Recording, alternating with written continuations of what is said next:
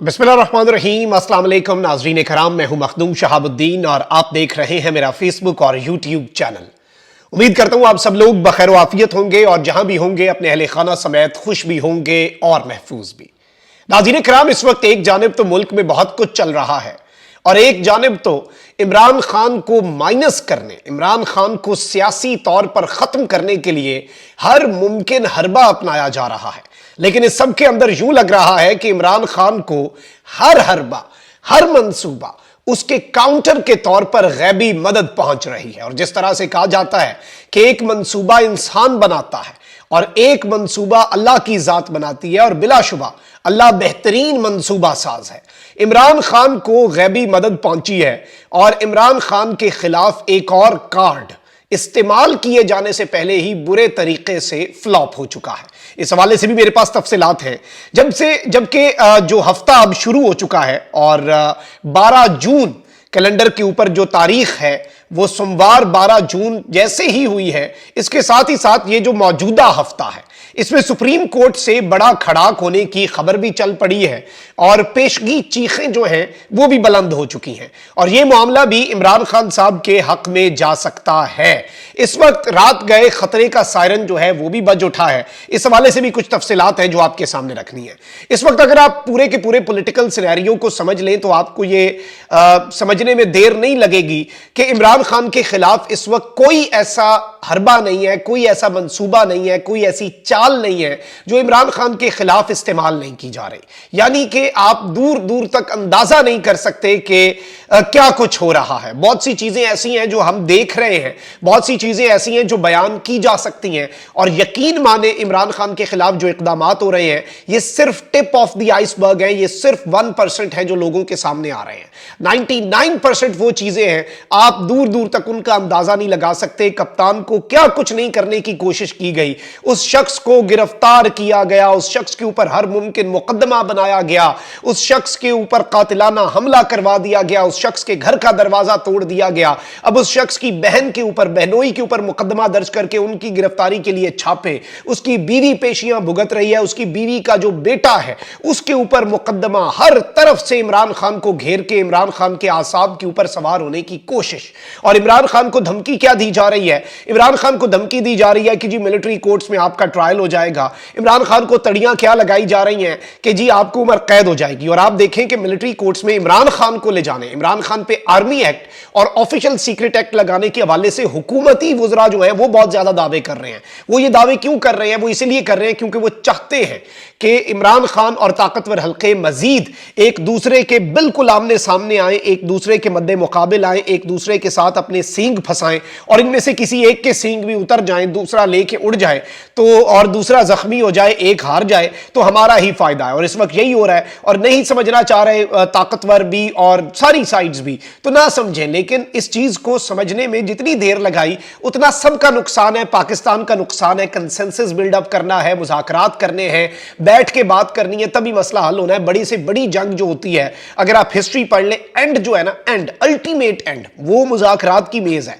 इमरान खान अभी भी कह रहा है कि जी मैं मुज़ाकरात करने के लिए तैयार हूं, मैं बात करने के लिए तैयार हूं, लेकिन मैं अपनी जात के लिए नहीं, मेरे साथ तो अवाम है। और ये बात दुरुस्त है। आप देखें जहांगीर तरीन की पार्टी कैसे ठुस हुई, मरियम का शुजाबाद का जलसा कैसे ठुस हुआ।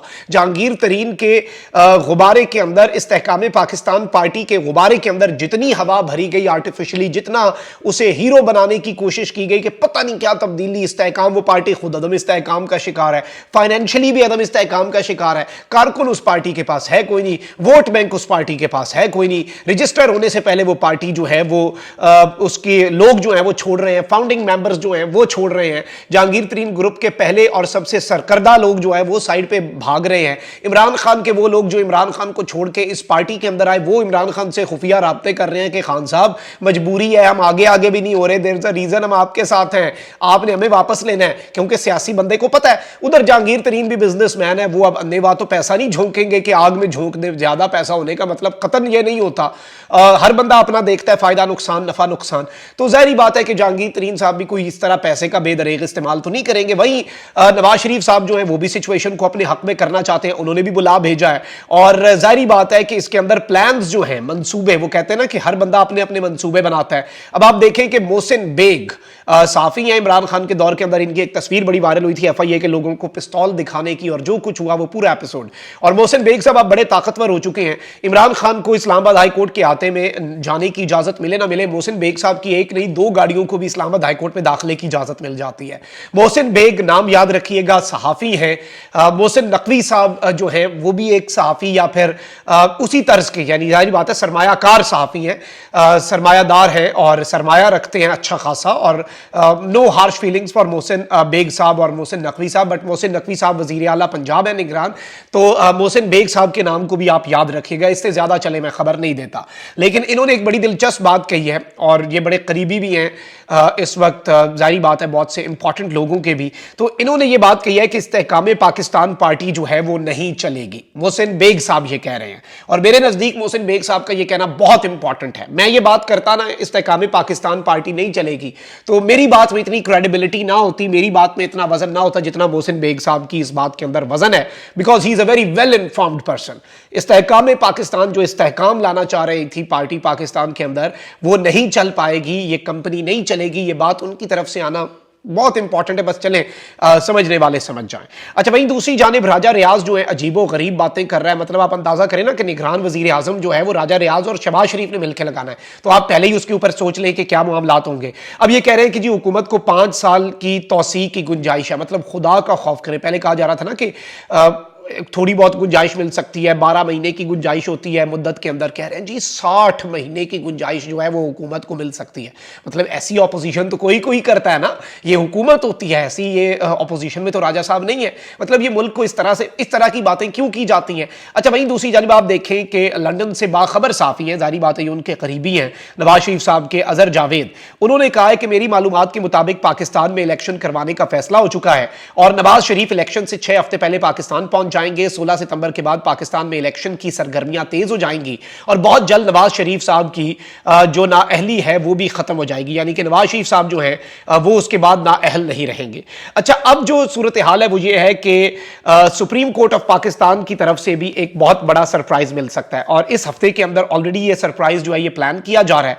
और आज जो हफ्ता शुरू हो रहा है, और मंगल से लेकर जुम्मे तक जो 3 रुकनी अहम तरीन बेंच है वो हुकूमत के खिलाफ एक बड़ा फैसला दे सकता है। ये बात मैं नहीं कर रहा, मैं ये पेशगोई नहीं कर रहा, बल्कि हुकूमत के हामी साफी, हुकूमत के हामी हल्के, इनके अपने सोशल मीडिया अकाउंट्स एक्टिव हो चुके हैं, और ये पेशगी, क्योंकि इनकी हरकतें ऐसी थी, तौहीन अदालत तो हुई, 14 मई का फैसला तो मौजूद था। अब ये सब के अंदर कह रहे हैं कि जी किसी भी तरह से इल्जाम ये लगा रहे हैं कि इन जजेस ने इस तरह का फैसला देके, तौहीन अदालत लगा के, या फिर से इंतखाबात जुलाई के अंदर उसकी डेट देके, ये जजेस जो हैं ये किसी भी तरह से 9 मई के वाकयात से तवज्जो हटा के और मुख्तलिफ ऑप्शंस पर गौर कर रहे हैं, और इन्हें बड़ी फिक्र लगी हुई है कि ये मामलात कर लें।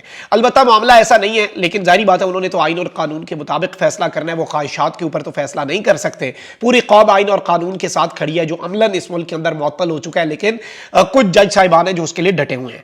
अच्छा, अब यहां पर जो अहम तरीन रियासत जिसे समझा जाता है ना, उन्होंने सुप्रीम कोर्ट और इलेक्शन कमीशन को 31 जुलाई के बाद किसी भी वक्त आइंदा आम इंतखाबात कराने और सिक्योरिटी देने के लिए अपनी दस्तयाबी का ग्रीन सिग्नल को तो दे दिया हुआ है, लेकिन अब जो इख्तलाफात हैं, बड़ी अजीब सी सूरत हाल बनी हुई है।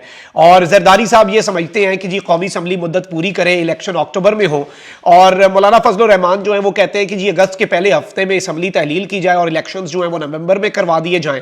जबकि शहबाज शरीफ साहब और उनका अपना प्लान है, लेकिन नवाज शरीफ साहब जो है उन्हें यह लगता है कि इमरान खान साहब अभी बैकफुट पे हैं, तो इस टाइम को यूज किया जाए, ये ना हो कि इमरान खान साहब को दोबारा एक्टिव होने का मौका मिले, इसलिए जितनी जल्दी इंतखाबात हो सकते हैं वो करवा दिए जाएं। लेकिन अब यहां पर आप ये देखें कि जिसे अल्लाह रखे उसे कौन चखे। जिस तरह से मैंने कहा कि इमरान खान को हर मामले के अंदर गैबी मदद आती है, इमरान खान की बहन के ऊपर इन्होंने मुकदमा किया, उसमें डेट इन्होंने 30 फरवरी 2022 डाल दी। अच्छा जी, अब यहां पर जो दिलचस्प डेवलपमेंट हुई है वो यह है कि कोयटा में जो वकील जो इमरान खान साहब के खिलाफ संगीन गद्दारी मुकदमा केस के पिटिशनर थे, अब्दुल रज़ाक शर, वो कत्ल हुए। इंतहाई अफसोसनाक वाकया है, उसके अंदर बहुत से लोग ये भी कह रहे हैं कि ये खानदानी दुश्मनी बनी है, बहुत से लोग कह रहे हैं ज़मीन का तनाज़ा और इस तरह की चीज़ें भी हैं। अब उनके बेटे ने मुकदमा दर्ज करवा दिया खान साहब के खिलाफ। ये भोडा मुकदमा इंतहाई मुज़क्का खेज़ मुकदमा और सारी चीज़ें जो हैं वो मज़ीद मशकूक भी है। तारड़ की 2 घंटे के अंदर प्रेस कॉन्फ्रेंस और सब कुछ।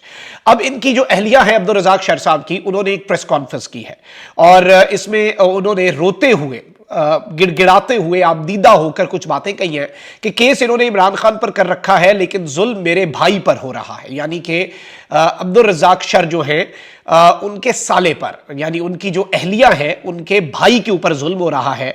मेरा देवर इसमें मुलव्वस है, अब्दुल रज़ाक शर का सगा भाई इसमें मुलव्वस है। मैं मजबूर हूं, मेरा सौतेला बेटा जो कि इमरान खान के खिलाफ केस का मुद्दई भी है और मेरा देवर, इन्होंने हमारे खानदान को जान से मारने की धमकियां जो हैं वो भी दे रखी हैं। और इस सब के अंदर जो इन्होंने ये बातें की हैं कि जी यानी कि मेरा सौतेला बेटा और मेरा देवर जो है, जो इमरान खान के खिलाफ मुद्दई है, वो बेसिकली मुझे मारने की धमकियां दे रहा है। यानी ये मामला भी जाहिर बात है, आपको पता है कि फिर अगर कोई शख्स जान से जाता है तो उसके बाद विरासत और इनकी गालिबन 2 शादियां होंगी और इनका जो सौतेला बेटा बनता है इन खातून का जो ये प्रेस कॉन्फ्रेंस कर रही है। लेकिन जाहिर बात है कि ये मामला जो है ये इमरान खान के खिलाफ इस्तेमाल करने वालों के लिए और ये नीयत रखने वालों के लिए कि ये मामला इमरान खान के खिलाफ इस्तेमाल किया जा सके, ये इस खातून की दुहाई जो है, इस खातून की प्रेस कॉन्फ्रेंस जो है वो उनके लिए बिजलियां बनकर उन पर गिरी होगी और उन्हें कतन 2 आंख नहीं भाई होगी। लेकिन जो रियलिटी है वो यही है, हमने तो आपके सामने फैक्ट्स एंड फिगर्स रखने हैं, हमने तो आपके सामने जो ऑन ग्राउंड सिचुएशन है वो रखनी है। मैं तो ओपिनियन भी आपके सामने नहीं रखता, मैं तो आपको बता देता हूं फलाना साफी ये कह रहा है, फलाना बंदा ये कह रहा है, फलाना बंदा ये कह रहा है, ताकतवरों का ये कहना है, ताकतवरों की ये सोच पाई जा रही है, इमरान खान साहब ये कर रहे हैं। क्योंकि अगर आप अपनी ओपिनियन किसी पर मुसल्लत करते हैं ना तो वो आप ज्यादती करते हैं। अवाम बहुत समझदार है, आप सब लोग बहुत समझदार हैं, जज भी बेहतरीन है। हमारा काम सिर्फ वकील के तौर पे, बल्कि वकील भी नहीं, रिपोर्टर का काम तो दोनों साइड, और आप अपनी ओपिनियन बहुत इजीली फॉर्म कर सकते हैं। और मैं तो वही देखे ना कि वही बात है कि जो देखता हूं वही बोलने का आदी हूं। मैं अपने शहर का सबसे बड़ा फसादी हूं, तो हक बात तो हम करते रहेंगे इंशाल्लाह, पाबंदियां लगती रहेंगी। आपसे भी दरखास्त है कि हमें दुआओं में याद रखें। मुश्किल वक्त है हमारे लिए भी, हमारे सबके लिए। इमरान रियाज भाई जो हैं उन्हें भी दुआओं में याद रखें, उनके लिए हैशटैग रिलीज इमरान रियाज भी करते रहें। मजीद बातें करेंगे, अपना बहुत ख्याल रखें। अल्लाह ने के बान, पाकिस्तान जिंदाबाद।